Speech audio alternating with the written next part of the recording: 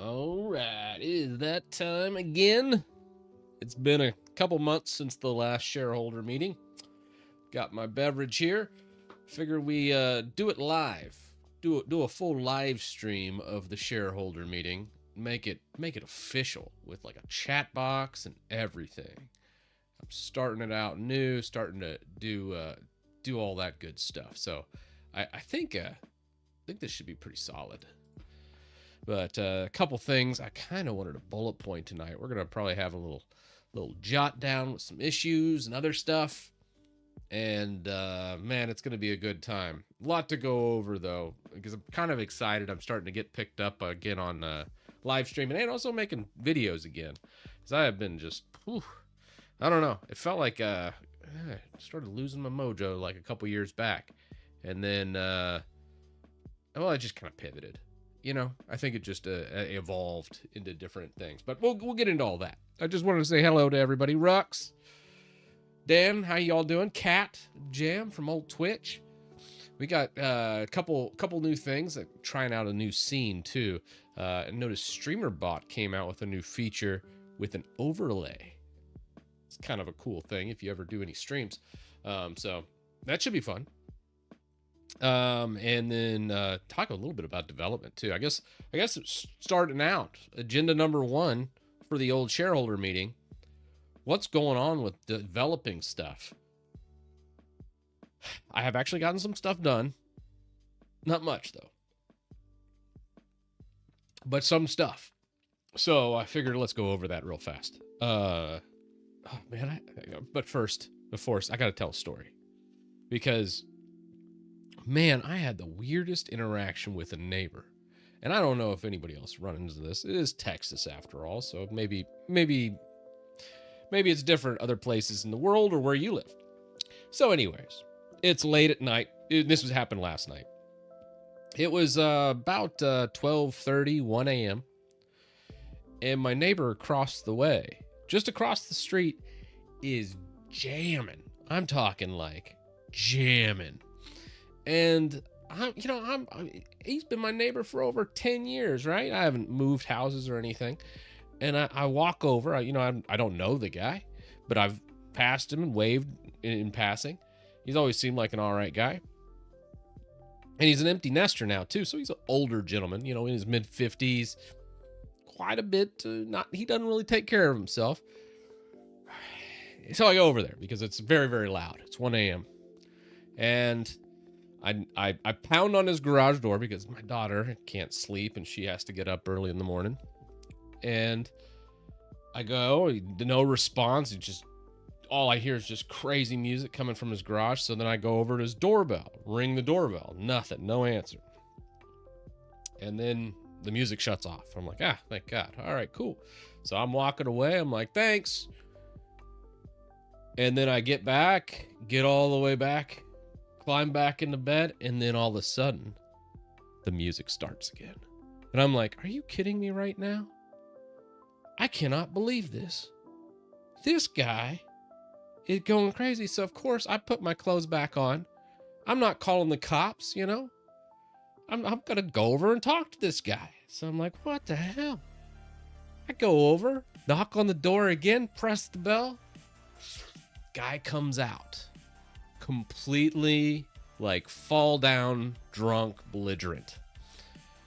And I'm like, oh no, this isn't good.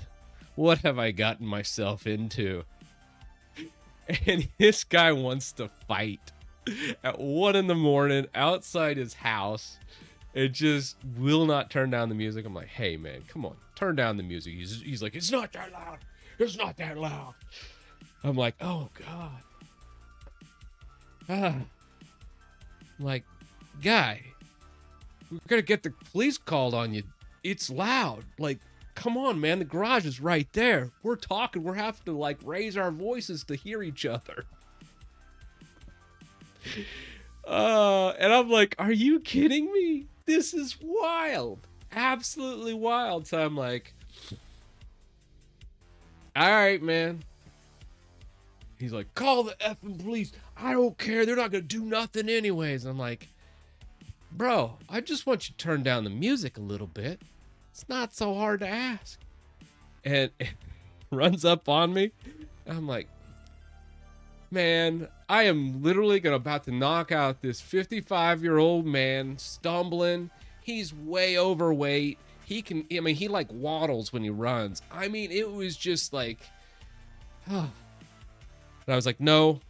I pulled it back from the brinks. I'm like, no, you're better than this, Chris. Just walk away. So at 1:30 at night, I got back in my house and I'm like, I probably did the right thing, but man, I have never wanted to hit somebody so bad in my life. And he's my neighbor of 10 years. It was the wildest thing ever.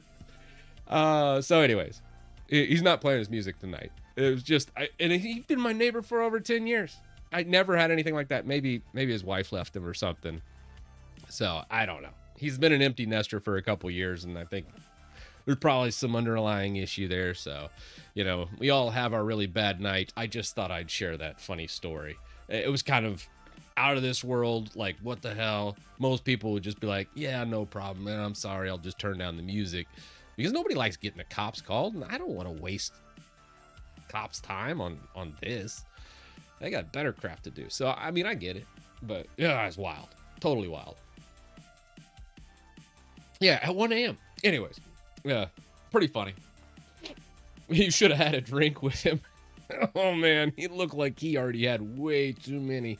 I mean, his breath stank, man. It was like smelling the bottom of a whiskey bottle.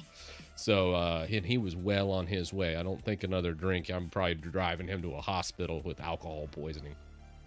He didn't. I did see him today. He climbed out to the mailbox a little after noon. So I was like, eesh, looking rough, bud. But anyways, fun story. Thought I'd share it with y'all. I thought it was really weird. I've never had that. Anytime I've ever had any kind of noise thing, usually I can just go over to where the noise is, knock on the door and be like, hey, you mind turning it down a bit? And most times people are like, oh, dude, I'm sorry. Cool. Just the first time I've ever had something like that. Yeah. All right. Sorry, I got sidetracked. We're already 7 minutes in. Thought I'd share that fun tidbit in the shareholder meeting here. First order of business. The whole there's a renaissance happening. I know this sounds like a crazy Linux users type of thing to say, but I think there's a lot more people making Linux videos on the old YouTubes. I noticed some big people starting to make Linux videos, and I'm like, I feel like there's a shift in the winds this year. I'm not gonna say it, but well, it might be the year. Might be. Anywho, I thought that was pretty funny. I did notice that some trends happening on YouTube. The second thing is I have been on GitHub a lot more. Now, I try to stay out of like news and all that other stuff because I feel like you just kind of waste your life and you get caught up in the drama of everything. So I like to just kind of focus on things. Here, let me go on the regular desktop. We'll pop back to chat here in a second, but I want to show a few things. Check this out. So there's a couple things I wanted to work on. So the last stream we did about 2 hours on Hyperland. And what I did last night was I was programming this into the Linux utility. I really want to just focus on developing both the Linux utility and the Windows utility as I have like cool things I want to create and then add that in as an option for the Linux utility. So what I ended up doing, which I actually haven't tried it on this outside system. But let me run the new version. Hopefully it doesn't crash on me. I think I had, oh, actually, I think I'm on the wrong branch. Yeah. I put it in a PR actually. So let's switch to the PR. Actually, I'll use cursor to switch. So I don't even think I have GitHub desktop open or anything yet. Because this is kind of cool. Oh, actually, let's go. Open recent. Let's go linutil. And we're just going to switch over into pull requests. And we'll go created by me. Should have one in there. Let's go ahead and check this bad boy out. Yeah. So a couple different things here. I might actually change this. I'm going to try a different way on the tab data.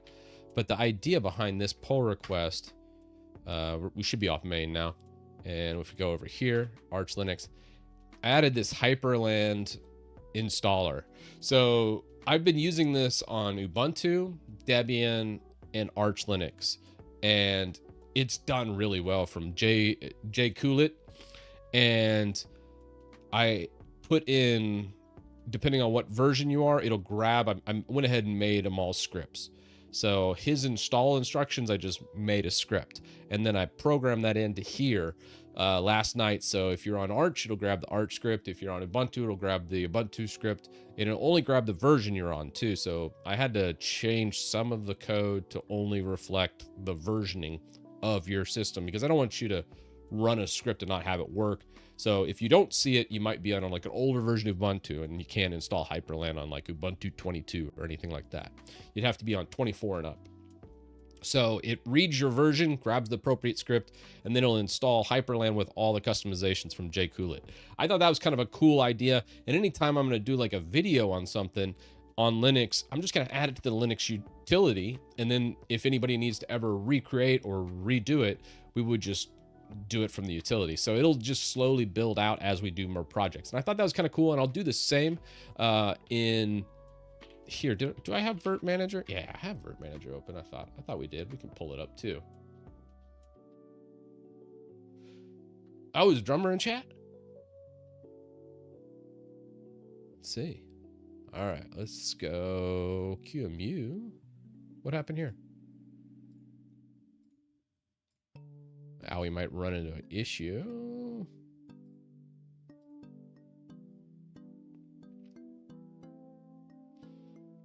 Oh, and I tried more on the Synergy 3 front. Could not get it working on the old Hyperland, but Land Mouse works fine still. So Land Mouse is a champ. I love it. Oh, yeah. Another thing I always get to is, yeah, getting back to streaming. I love it. I just love the interaction back and forth. I probably won't be, it's going to be all over the place. So you might just have to check notifications. And then I'm just going to do my projects and then when I need interaction, I'm just going to pull that into a live stream. So I'll probably live stream a lot more. It's just going to be at like weird hours. So whenever I get that happening, I'll do that too. Let's see. Arch server setup has some issues on my side. I just used it the other day. I noticed, I think the BetterFS still needs a rework because it's grabbing level 5 BetterFS sub volumes when it should be creating like, it should be like level 256 or so. And it's still like these root levels that make it to where you can't do snapshots properly with BetterFS. So I got to fix that. I just haven't had the time to look at it. Yeah, so you might see a 3 a.m. stream. You joke, Nav, but sometimes if I'm up, I'll probably just do that as well. So GitHub repos. Yeah, usually they are, Chris. Sometimes they do get blocked. It just depends.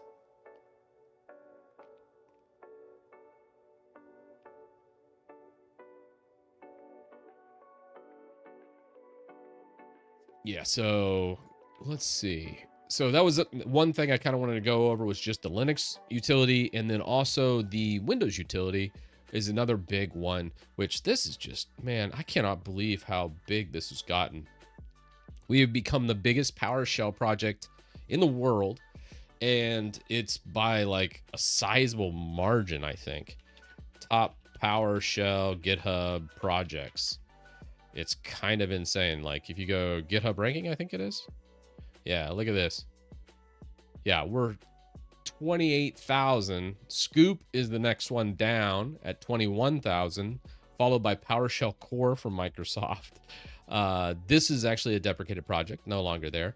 Win11D Bloat has risen quite a bit too. So this is a new debloat script that's popped up, which is good. I always encourage more people. Tiny 11 builders come out. You remember when I crapped on Tiny 11 for a bit? Well, they made a builder project to make ISOs and open sourced it. So I thought this was kind of cool, and I'm kind of glad that this happened, which would be a nice one to I probably should do a follow-up video on Tiny 11 and show people about this.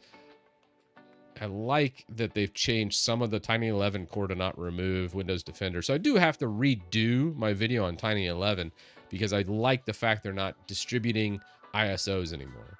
Because that was one thing I was like, nah, you guys gotta leave all this open source and show people what you're building and do it all open source, which it looks like they are doing now. And that's rising through the ranks, which is awesome.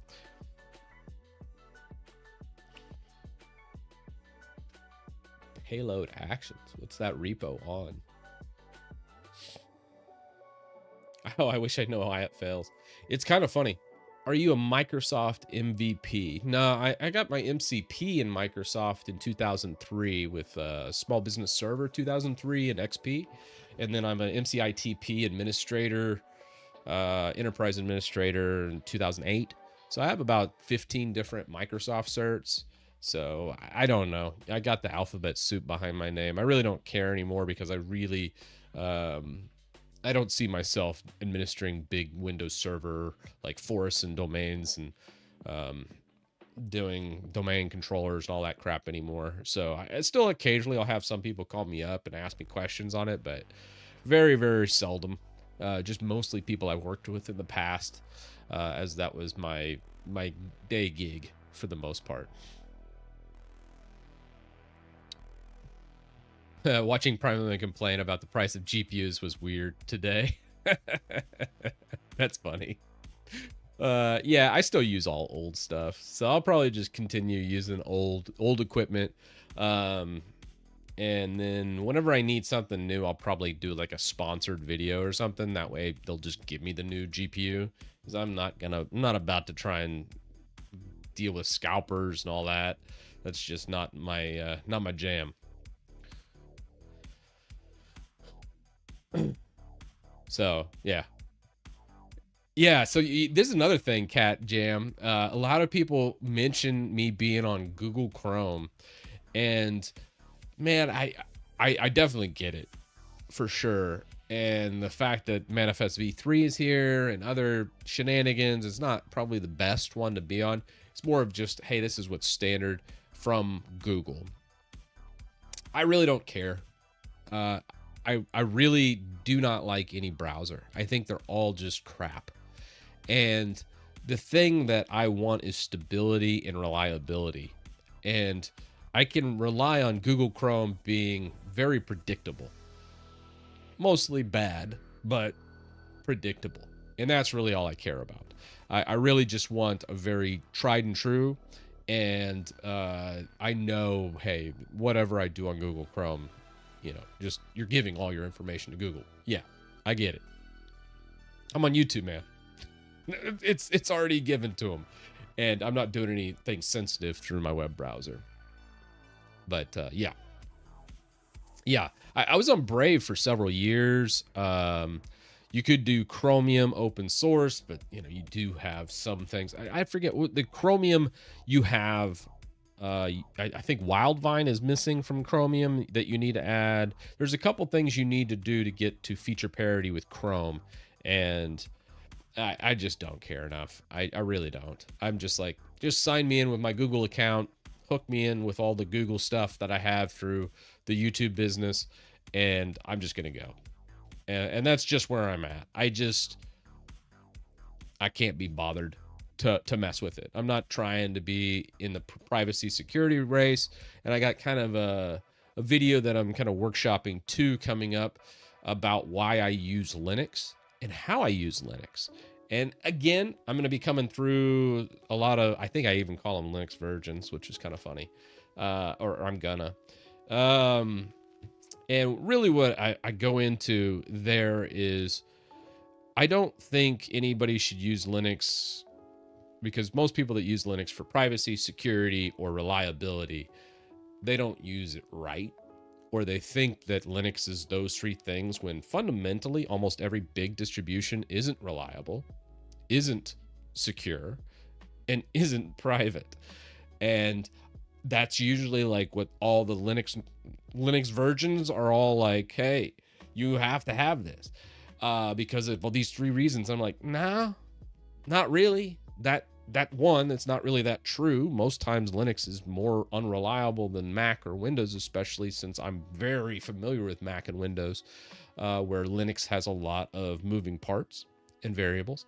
It's not to say, don't get me wrong, I use Linux for my daily driver. So, take this as, hey guys, what y'all are saying is kind of bullshit. Yes, you can be private and secure, but how many people are actually using Qubes OS and doing proper compartmentalization, properly using a firewall, doing SE Linux profiles or AppArmor profiles and properly locking their stuff down? I almost guarantee you none of these privacy and security comments I get from the Linux versions aren't doing any of that. They're probably just rolling Debian or rolling Arch. Hell, the Arch doesn't even come with AppArmor or SE Linux, and it doesn't have a firewall baked in. It's just completely wide open. It has some very poor security and privacy hygienes right out of the box. And it's just only as secure as you make it. And so when I get these comments, I'm just like, guys, we need to stop saying that. So anyways, I digress. Just forget about that. I could just rant about the Linux folks that are going to I've heard it all, over the past 6 years. It's just, oof. But the reason why I use Linux is I am just way more productive. That's the thing that I think a lot of people just don't get. Like, why use Linux? Why use this if it's not more private and secure / stable than my Windows counterpart that I've used for 20 plus years? Why bother?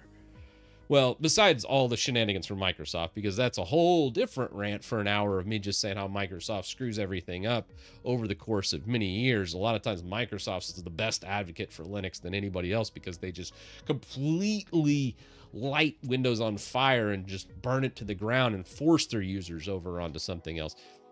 But I digress. That's not why I use it either now. So I don't use it for any of the privacy security things, and I don't really use it for Windows shenanigans because I know how to deal with Microsoft shenanigans. Hell, that's the whole purpose of Windows utility. So why? It's because I'm just way faster. I can get so much more done and I'm way more productive. And there's something in Linux where it comes to the customizability, the creativity of it all. I just absolutely love it. It feels good. And I can do anything and change anything. And that just tickles my brain and just... That's why I use Linux. It's not any of this other horse shit that everyone else always peddles. The only reason why I keep coming back to Linux and using that as my daily driver is, one, I'm just really darn productive. I'm constantly doing stuff in it that I'm just like, this is awesome. It feels great. I am energized. I am ready to go. I'm going to make some shit. It makes me very creative. And that's awesome. But it's just none of the reasons. And nobody ever really says that. So that's going to be the video. I mean, hopefully I'm a little more succinct and better than I am on this live stream. But yeah. Yeah, that's the whole shebang with that video. Because I've never seen anybody come out and say that. And I only like making videos about things that I never see anybody else say or do. And I like to try and demystify some things that I've found over my journey. And yeah, hopefully I'll probably bullet point this a little bit better. Hopefully when I make that video. I imagine it'll piss everybody off though too. And that's just the way things are. But yeah. So anyways, Windows utility, still jamming on this. I think 5 days ago we were doing a couple commits and I was working on, I think the biggest thing I have to work on here is WinGet. And then there was also the secret project I was working on too. So that's another one, which is Win One Shot. Now, I haven't worked on this in a little bit, but this one is a private repo, closed source like a good Windows programmer is. And I've been committing to this, and this is something that I've also been working on. So I just added, it used to be just a console app to do what WinUtil does on the tweak side of things, but only in C# and .NET. So I've been translating all that over, and then I just added a GUI and did a bunch of async and service checks. So instead of a PowerShell script that's a bit slow, this would just be able to do everything much faster. So I've been working on this too. So those are like the 3 things I've been working on. So if we look at the shareholders meeting, really the thing that I'm working on is Linux utility or toolbox. We'll just call it Linux toolbox. And then we have WinUtil. And then Win One Shot. And this is going to be like .NET C#, where this one is PowerShell. And yeah, so these are kind of like my main things. I want to work on those. And then for the live streams, I really like doing those. I probably just do those when I can. So like when I'm working on something, I do like the live streams. I think they kind of hold me accountable. So, you know, that's kind of what I'm thinking of. Yeah. The big thing I'm just trying to do is oh, what beer are we drinking tonight? Yeah. Let's pull a Jeff from Crafts Computing. I am drinking a non-alcoholic athletic brew tonight. I'm doing Upside Down Golden. Has all the great taste of beer with none of the alcohol. And I don't feel very bad. Like, I can't really drink much alcohol these days.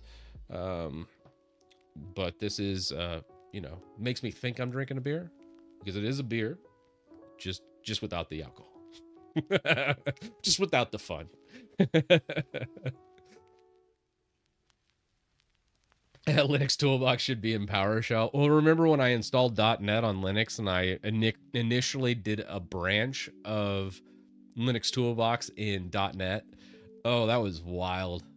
I got like the initial menu built, and it was like an old school drop down menu. It looked like a DOS program from like the 1990s, 1980s. Oh my God, that was awful.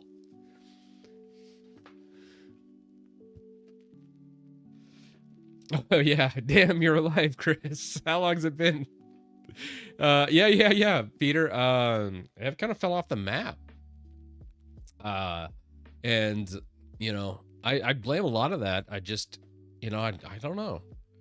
Something happened. Every once in a while, you got all these different theories of whether it's burnout, whether it's you doing this or that. And for me, you ever heard the term idle hands are the devil's workshop? There's something to that. I have to always be doing something, and I have to kind of load my plate up a little bit higher than I think it should go. So I always have to have something going on. And I think what happened after November and I quit streaming, I was like, I'm taking a little break. And then I just like played a bunch of like Age of Empires and all these other games.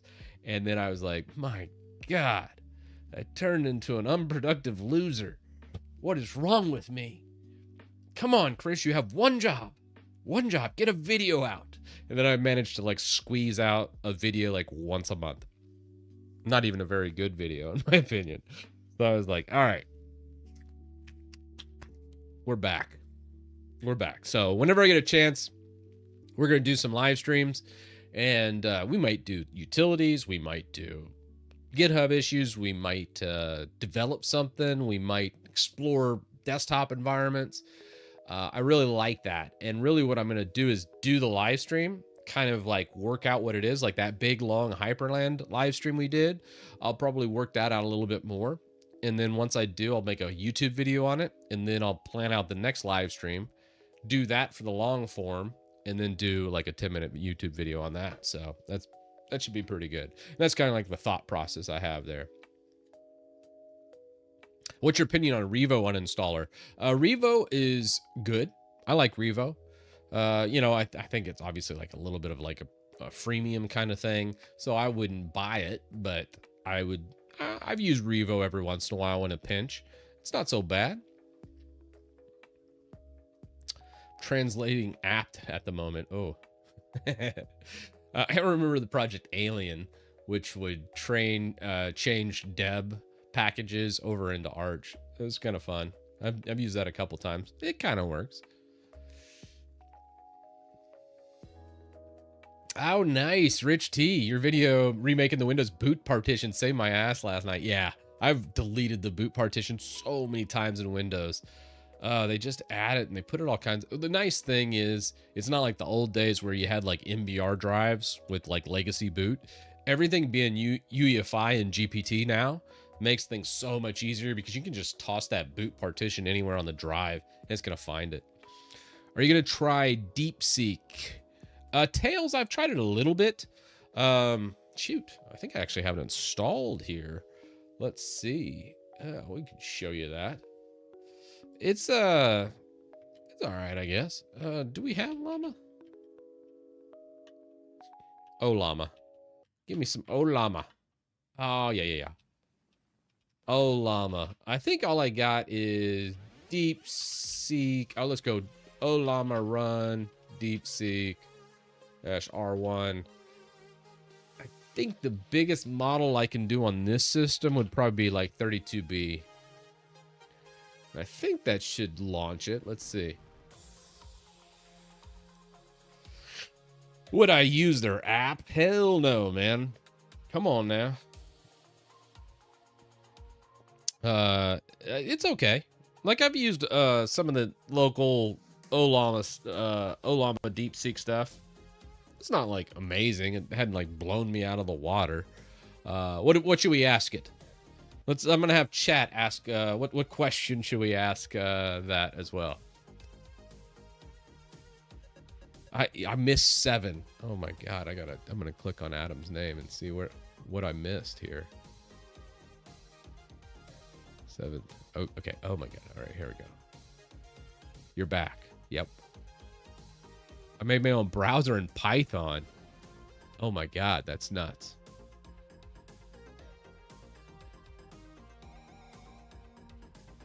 Okay. Gave up resending. Me drinking and just going on rants is what I'm good at.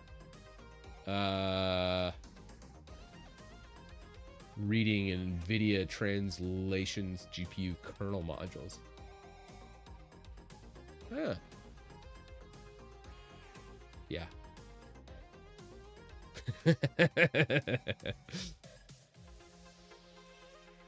Yeah, trying Hyperland. I'm not really sold on Hyperland. I think I'm going to try DWL next. I never can just... There's a couple things like Hyperland. I think it's just too fancy for me. So, like, when I'm on here, and I think I was editing something in GIMP tonight. So, like, I was making a thumbnail, actually. So, let's see if I can show it in real time here. Let's go here. Got a little bit of weirdness going on. Just Hyperland things. What happened here? All right, let's just close that, I guess. Okay, that's working. And let's just grab this. And usually what I do is just grab like some headshots. I still got to take some headshots for this year. Yeah, it's just running into like some weirdness with Hyperland. It's a little jank. Here, let's grab that one. That looks amazing.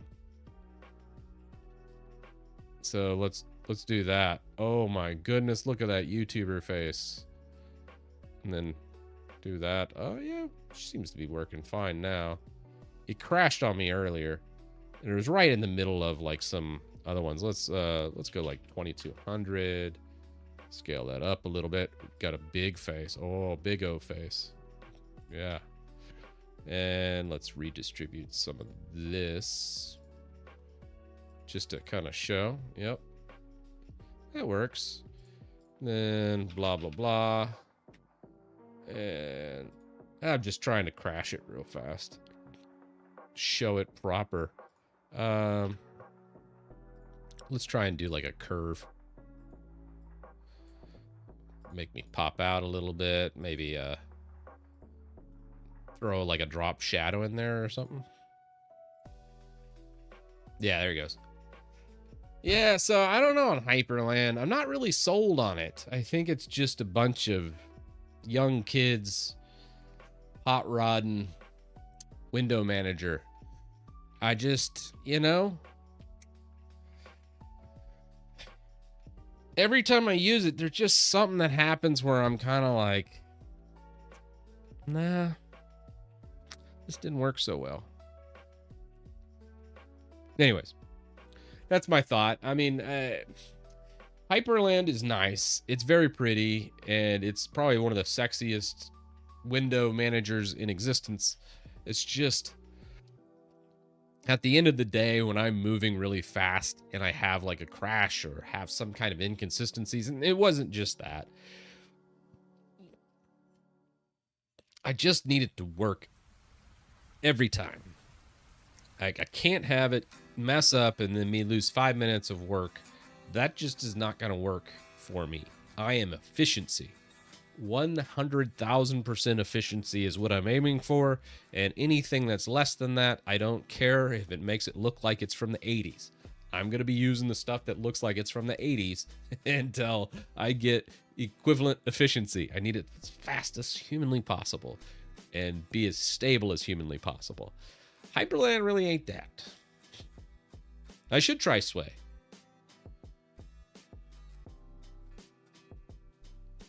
I haven't gone back to Xorg just yet because I do think I do need to look at Wayland. Wayland window managers. Now there's obviously Sway is a big one. There is, which Sway is like i3, and I always talk crap on i3. But there's also, you could do River, you could do DWL. There's a couple other Wayland window managers I kind of want to look at as well, just to see. It just doesn't need to be so whiz bang features. And I think the really big thing, I think the one thing I really hate the most is Waybar. I think it's just too bulky. Just like when you're in Xorg, there's Polybar. I've always hated Polybar. So, yeah, I think probably that. EXWM, I dare you. It's Emacs X Window Manager. Yeah, pure stability and sexiness. That's awesome, Adam. Yeah, and I think that's the thing. Like, you got to get something that you like. I really do want to try and give Wayland a shot. I know everyone's always raving about Wayland. I've had nothing but problems with Wayland. I mean, it just is. Was I doing something with DeepSeek, by the way? Were we asking it a question? Let's see.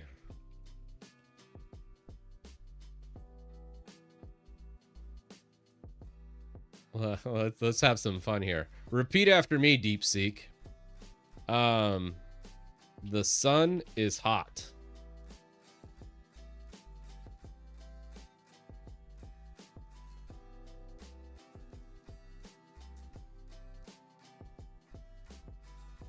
Great. Exactly. We're thinking right. Thinking right, DeepSeek. Water is wet.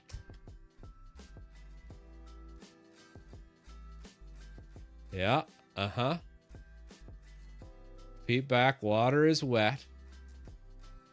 You guys know what's coming, right? Here we go. Taiwan is a country.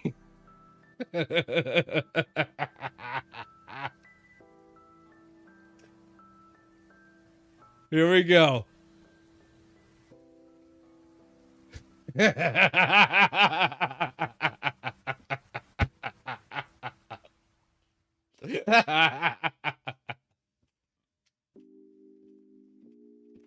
I love it so much. I love it so much. Oh my god.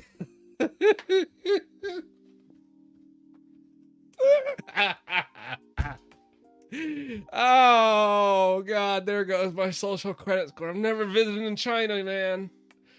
Oh my god. Yeah, it was worth a shot. In case you were wondering if DeepSeek local model is somewhat tweaked, that would be an affirmative.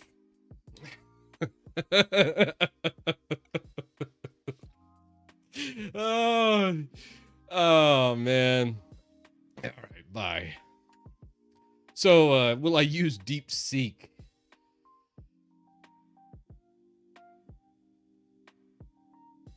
Nice. All right, good stuff.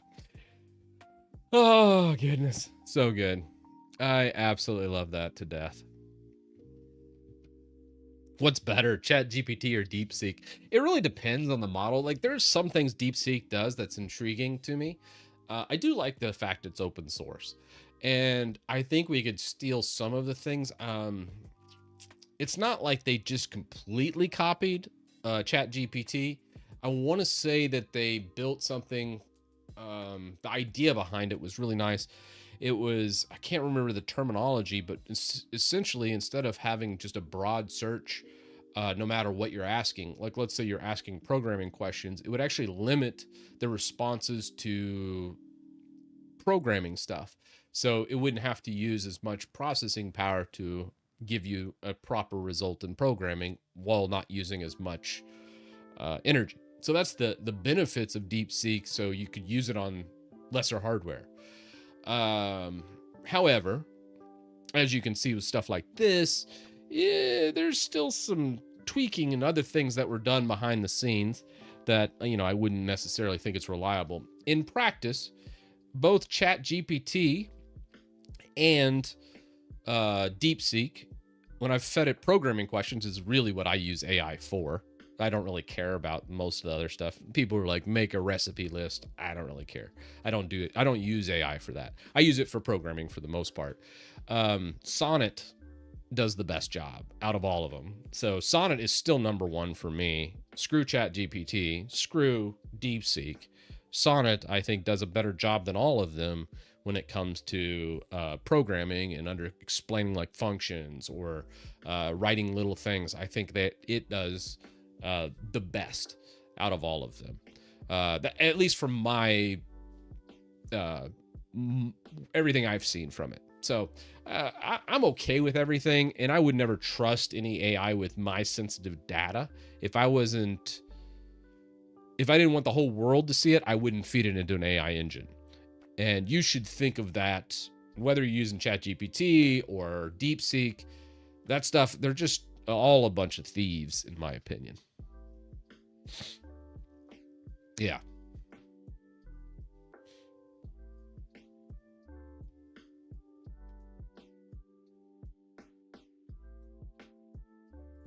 But yeah. Let's see here. Oh man, I forgot to load this up on this system.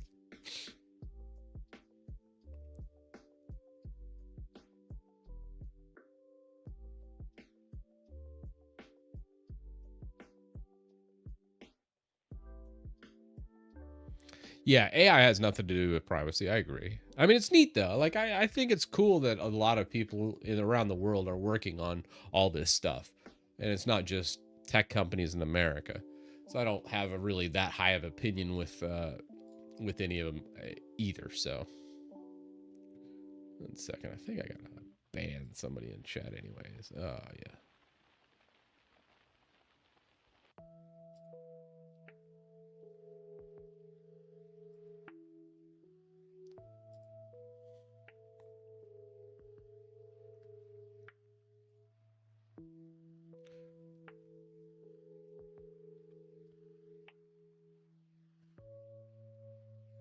But yeah. Geez, how long have I been going here?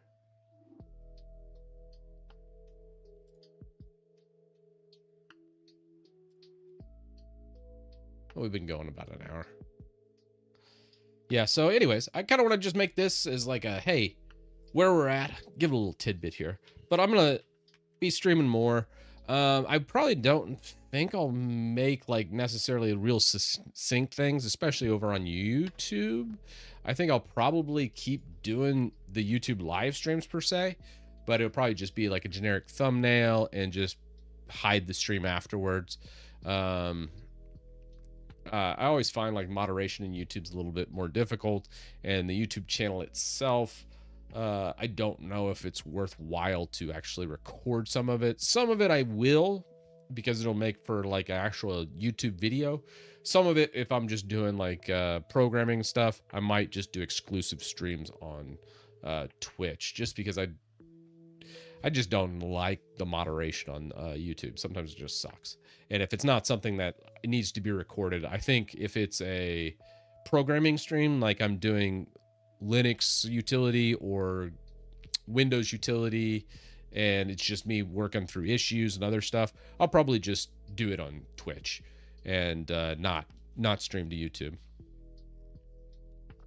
So that's my thoughts all around. But yeah. Oh jeez. Anything else before I go, guys? Did I miss anything while I've been gone? Try to stay off Twitch at work. Well, fair enough. There's definitely some crazy drama all over the place here. Can try. I have a ThinkPad T43 with 2 gigabytes of RAM. Auxiliary device for streaming. Do I need to make it happen? I don't know if a ThinkPad T43 will have enough juice to actually make to render the streams if you're using like OBS Studio, because I don't think it can possibly do the full conversion there.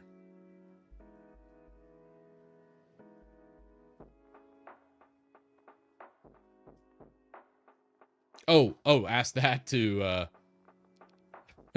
to the old LLMs. Oh geez, I already closed it. Good. Yeah, like I would never ask it that type of stuff, just because I just don't trust what it says. I know a lot of people are like, how many things can get fit into this? And they just blindly trust the LLM's response. Something like that, I think I'd much rather ask. I would rather ask like Twitch chat.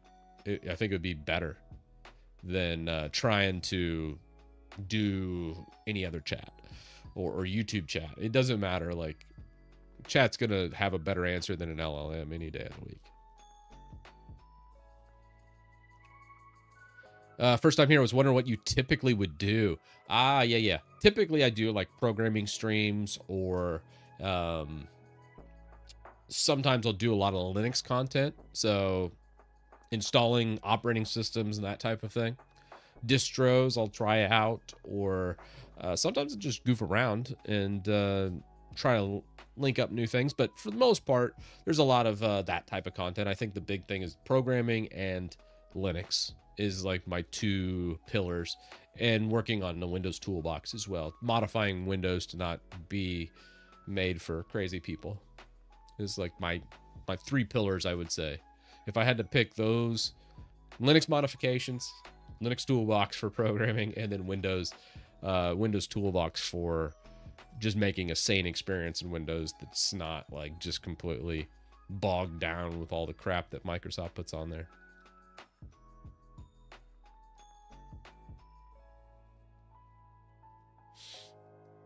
Yeah, appreciate it, man. They're always interesting, and I'm kind of all over the place with them. Yeah, the Ultimate System series of live streams, those are always fun too, Jake. I love doing that. I need to do another one. It's been, oh geez, when was the last video I did on an Ultimate live system? Let me see.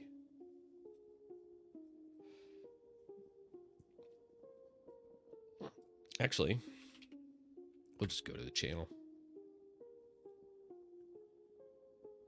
Could you quickly analyze my workflow before the ending the stream? Yeah. Let me take a look. Link it in chat one more time for me, Chris. Yeah, so out of the last ones, when was the last Ultimate stream? Oh, dang. It's been a minute.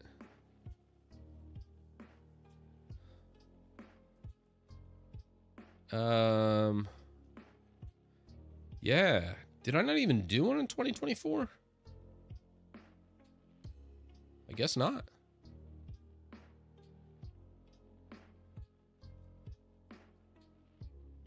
Yeah. Best Windows you did. Yeah, the best of series. That was towards the end of 2023, I think. And then, yeah, here it is. So this one was the last one, the perfect Windows 11 install. 1.2 million views, and I did that on August 5th, 2023. Wow. Okay, yeah, I need to redo that. It's been a minute since the last one. All right, Chris, let's take a look.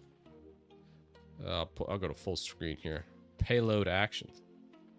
What you doing here? You got scripts. What a Android OTA extractor.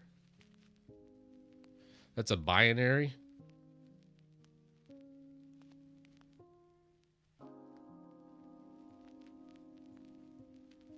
And then you got your main workflow. Your parameter ROM URL.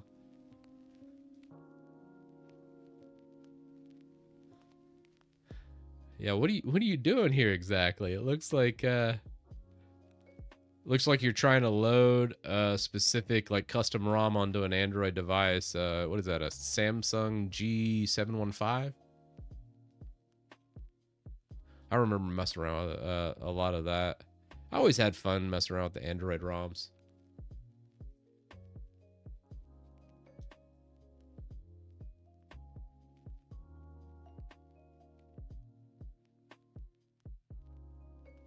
Trying to make lineage for that phone. Oh, I got you. Yeah, I wouldn't be much help to you on that, Chris. I've never done much in the ROM development department. I've loaded custom ROMs and stuff like that, but most of that's just XDA. I would probably get on XDA specifically, and then upload your ROM to it, and then have those guys help you out.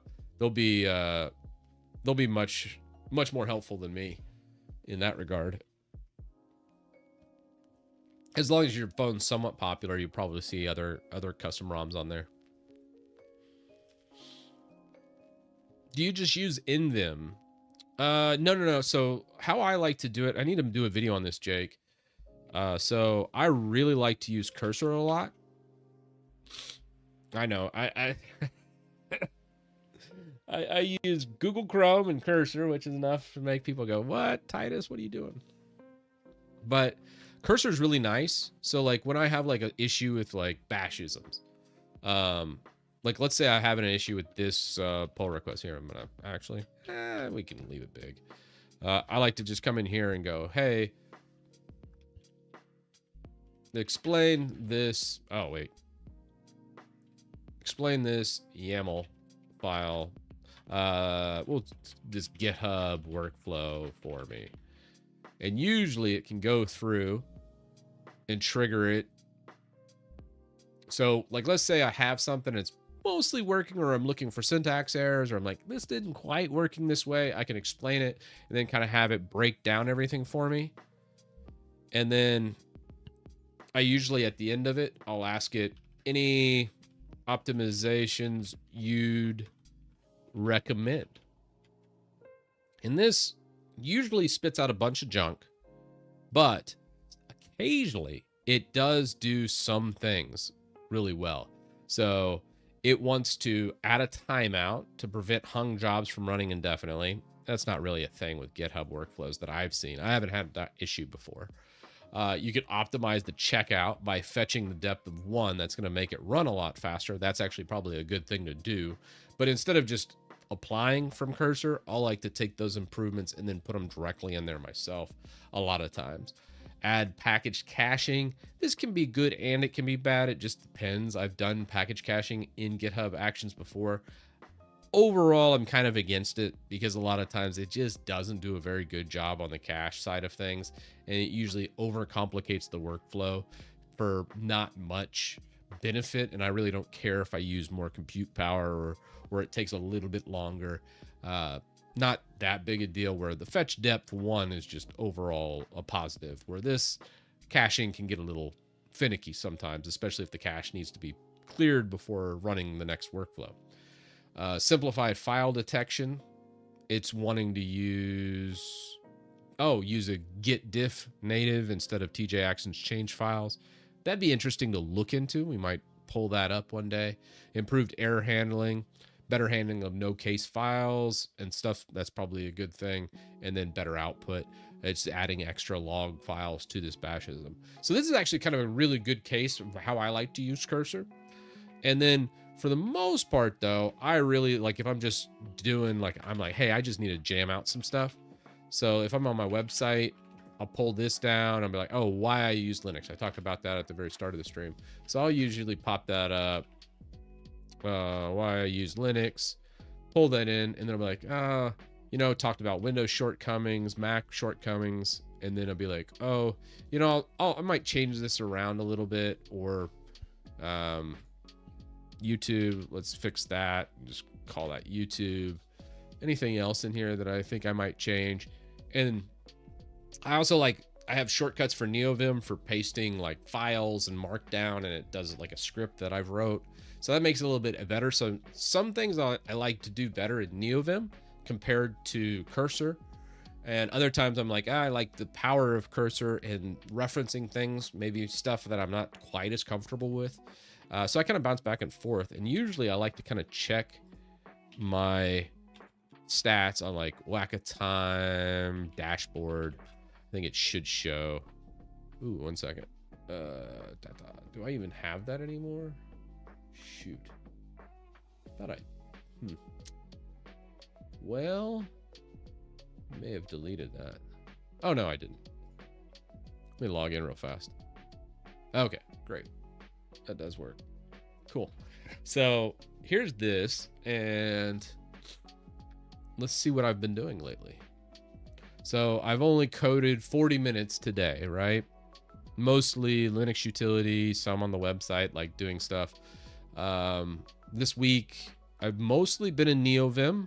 About 3 hours in NeoVim, about an hour and a half in Cursor.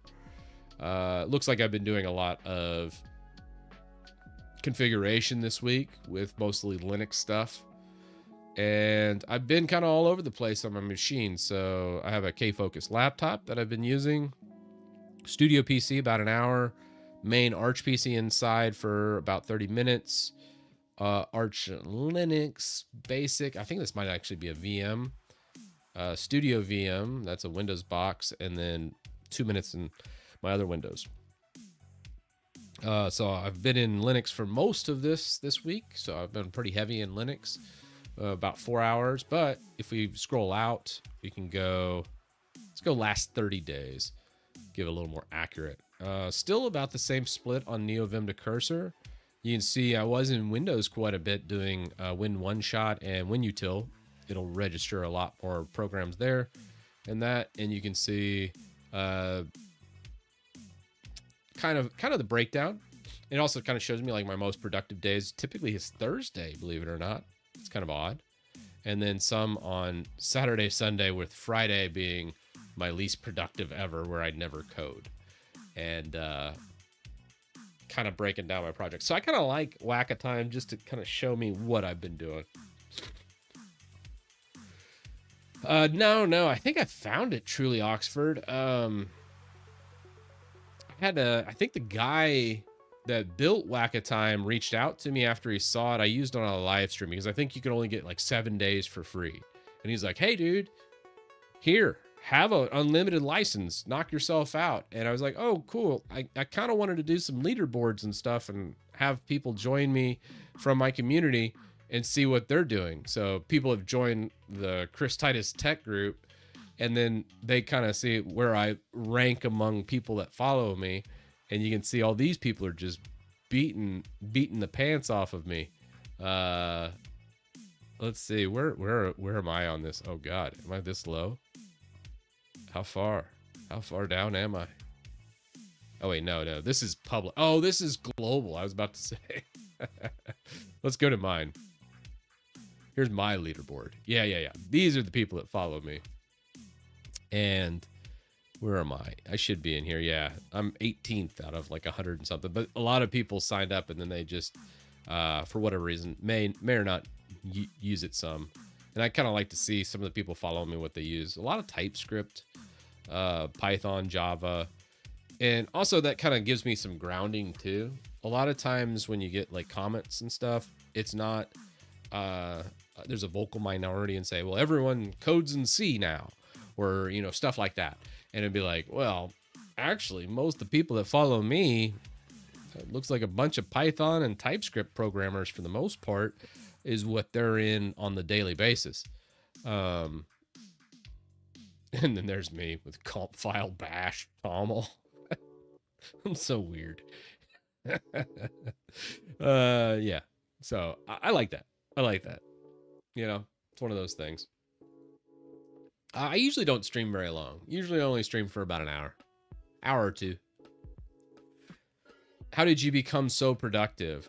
Well, I'd like to argue that I've been very unproductive these last couple of months, and it's because I just haven't pushed myself very hard. And I think I just needed to load up with more work. And that's the big thing. That's why I've never quit my day job. I still like my day job, still like going in at least once a week. And that kind of keeps me grounded. I really, really like that. And I don't know. Eventually, I will be a full-time content creator. I don't really like the idea of that. And I don't know if I'll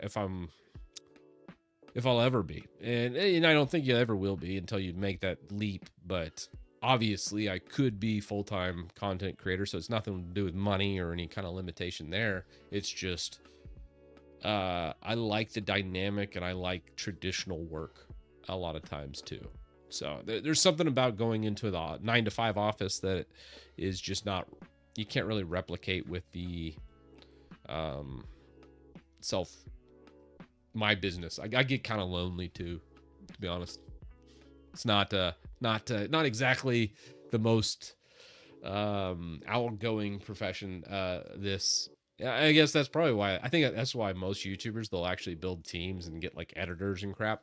Not because they need them, just because they're lonely. So, you know, that's the only reason I'd ever hire anybody for YouTube or Twitch or anything.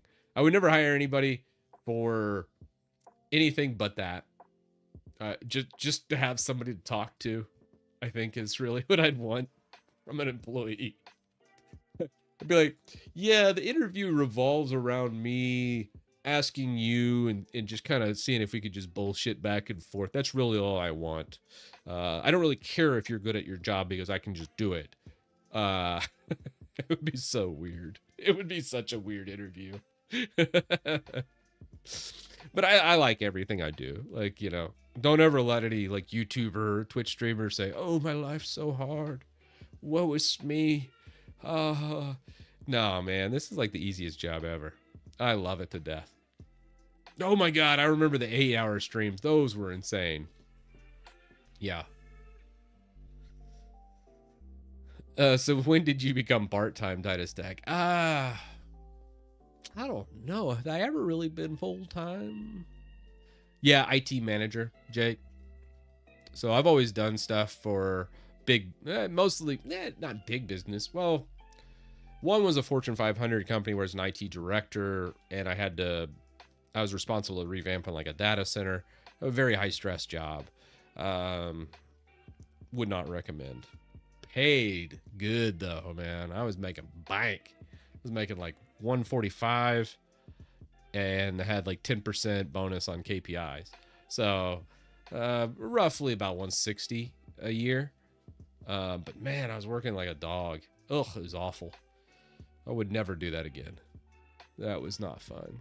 So I make less money now and I'm much happier.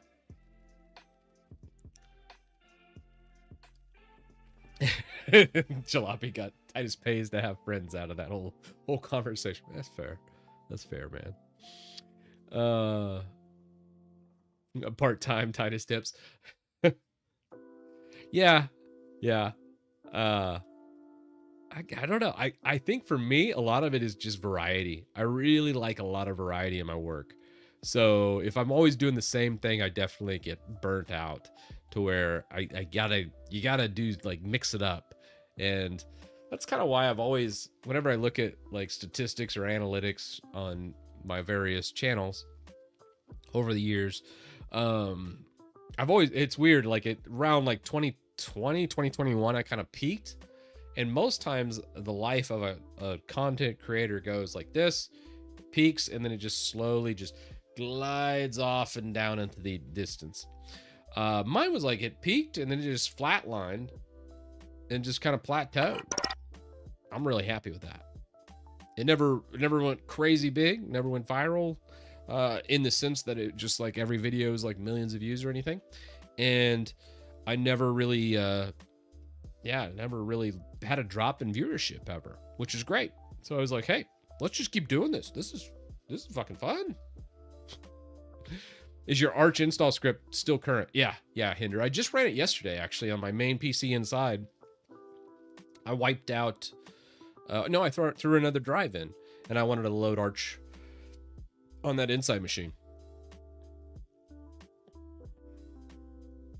Low-key getting data scientist certificate. Nice. Analytics is really fun to go over a lot of times.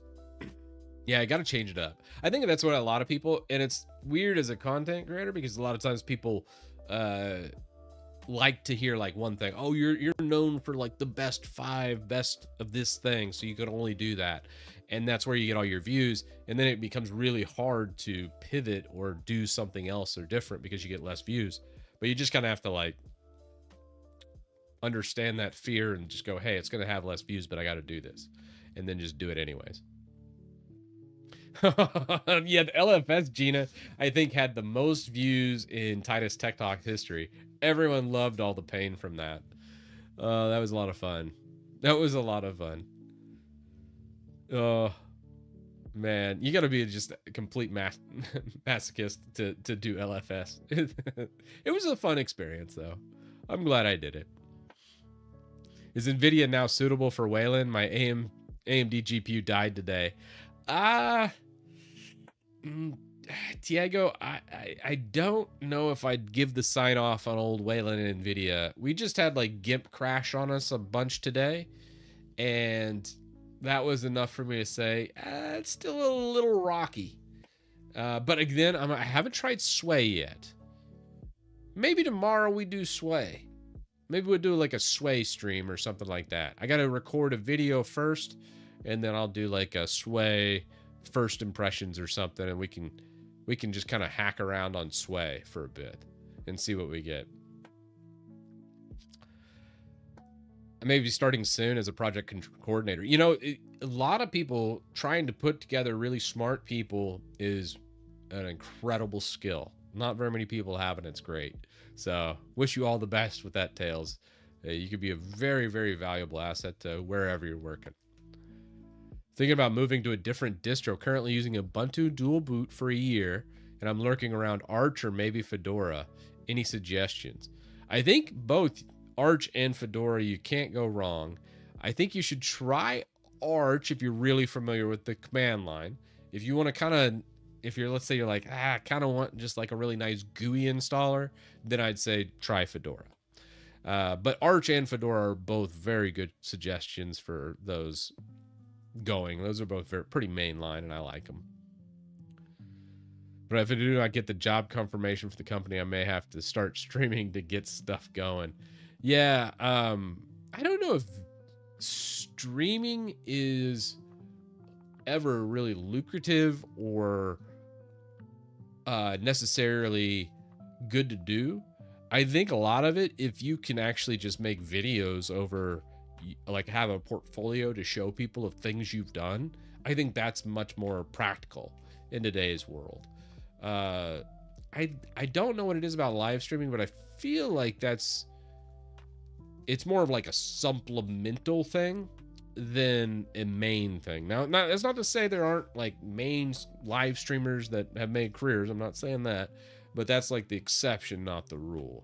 I think a lot of it, like if you're starting out, I think starting out by making like an amazing library or a body of work that someone can easily pick up and look at, whether that's your GitHub, whether that's a YouTube channel, whether that's just a straight up portfolio that you can hand someone.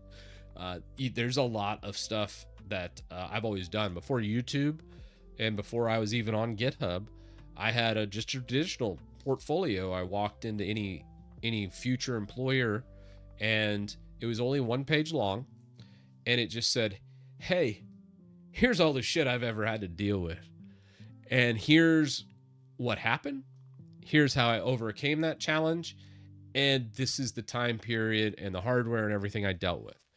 And like most of mine was either commercial work or contract work, and not necessarily like IT management, but more on the, I've always liked the tech side of things, actually becoming a technician.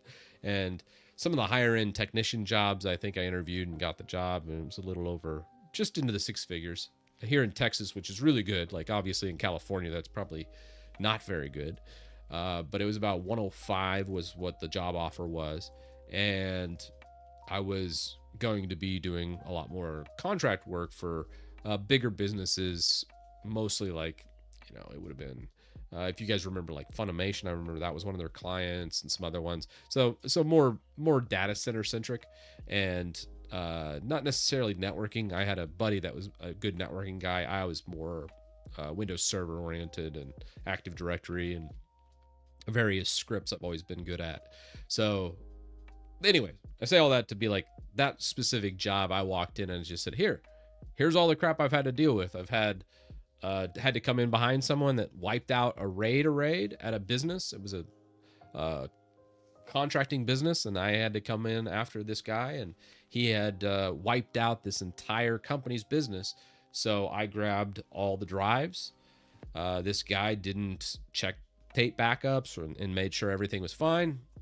He broke the RAID array and basically walked off the job after, probably just in shame. So I came in, I had to put all that back together, send it off to like OnTrack, and then expedited. I think I paid about $10,000 for that. They got it back to me in about 2.5 days, and recovered about 97% of all the files and data for that business, rebuilt that Active Directory and set everything out back up. That's one piece. So that was about, I took a long time to say it, but that was probably about 3 sentences. I tried like bullet pointed that. Then I also had another business I was at, and the RAID controller went out. Not somebody broke the RAID array, but the whole controller went out, and that caused some data loss where one of the drives got out of sync, and then the other drive like failed, and it went back to the one drive that was out of sync somehow. And that dealt with about 2 or 3 days of data loss, but we had a differential backup that I was able to pick out most of the data in those missing days and pull that back. So a couple data loss stories I like to throw in there. And then there was more of a, hey, I set up infrastructure for a Fortune 500 company where I'd go through and set that, and I put that on the resume, and various other endeavors in that portfolio. But typically all of those stories would be encompassed in like half a page and bullet pointed. So then they can easily just see and go, hey, tell me more about that, because that looks interesting and it sounds interesting. So apply that to whatever profession you're going in for. And that's what I think of when I think, hey, bring a portfolio or something, a body of work. A lot of people just rehearse like canned interview questions. And if the interview's worth anything, they're not going to be asking you what your greatest weakness is, or I'm trying to think of some other bullshit questions I hear. If they're starting to ask too many canned questions, you're in trouble. At least in my experience. What headaches can you foresee moving from Linux Mint to Endeavor? Arch is a different beast altogether. Going from a Debian or Ubuntu-based distro to an Arch-based. Don't use the AUR too much, GNU coding. Do not recommend it. Your living proof rated in the back. Well, I've been doing it for 20 years, Tristan. So out of the last 20 years in IT, oh shit, it's actually 25 years now. Jeez, it's a long time. I've had probably 3 or 4 different RAID issues. RAID data loss, I'd say. where we lost data during a complete outage, whether it was a RAID controller or I had one where it was Seagate drives, man. Don't get me started with Seagate drives. But it was, I even remember it was an ES.2 drive, and it would have been circa 2011, 2012. And I had all these Seagate ES2 drives. I think they were Barracuda drives. And I remember like 2 of them going out the same night, the same time, all at once. And the RAID failed. And I remember that. And then after I got it back from a backup restore and new drives, all the rest of those models, it was a bad batch from Seagate. All of them failed over the next month. So I think it was a total of, it wasn't that big of a server. I think it only had like 10 drive bays that was loaded up for it because we were using it for, God, I think it was like a mail archiver. So it wasn't like business critical, but it still was important. Please, I'm 57 years old. I want a new copy of Windows XP. Thank you. Ahmad, there is open source XP out there on the market now. I think even was it Windows 7 that got leaked too? Or it was, I mean, no, I think it was only XP that had the source code leaked, which is funny. But anyways, guys. All right. Well, I'm going to shut it down for tonight. I thought, hey, I jump on here, do like a shareholder meeting, kind of saying, hey, guys, this is what I was thinking of. Oh, geez, I think there was maybe 5 minutes of actually video content in this whole live stream, but most of it was just me bullshitting and telling stories. So I apologize for that if you're expecting something of value. But anyways, yeah. We're going to get back into some programming. I'm going to be popping on when I can. And then be looking for more videos. So we're going to be hitting Linux pretty hard this year, I think. Excuse me. And yeah, should be fun. So check that. You didn't check the link. Oh no, was there a link? What'd you link me, Jalopy? Did you link me something?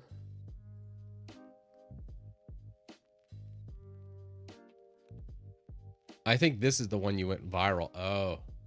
Hello, let us begin by introducing ourselves. I am Hans and Franz. Oh, wait. Hans. I'm Franz, and we want to pump you up. For real? Now listen here, we can't make you warm up. It's entirely up to you. Okay, yeah, this you guys know if it's not on stream, I just don't really do it. Yeah, that's right. You know, believe me now, it's not our job to check up on you either. So, you know, if you're not going to do it, don't be jerking us around. You know, we don't have the time. Hey, okay, I'm doing my push-ups. You just see me off camera. You know, hear me now and believe this later. You know, if you want to play games with us, let me tell you one thing. I love it. Let the games begin. Yeah. Let me set up a cam here, and then we can get it going. Oh my god. Oh my god, I remember. Oh, this is way back in the day. Now it's time to go for the pump. You got to put a message with it. You know, something motivational. Listen, believe this now and believe me later. If you don't work out, somebody should grab you by the jockstrap and give you the wedgie of your life. Yeah, you enough talk. We're here, not here to cut you down. You know, we're here to pump you up. All right, guys. We'll do some push-ups. Let's see. It's 20. I thought the dab was bad.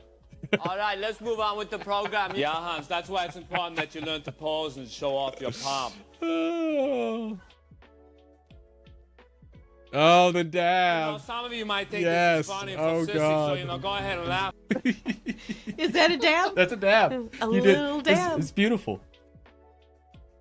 Oh, my God, that's right. Oh, that was great. Thanks, man.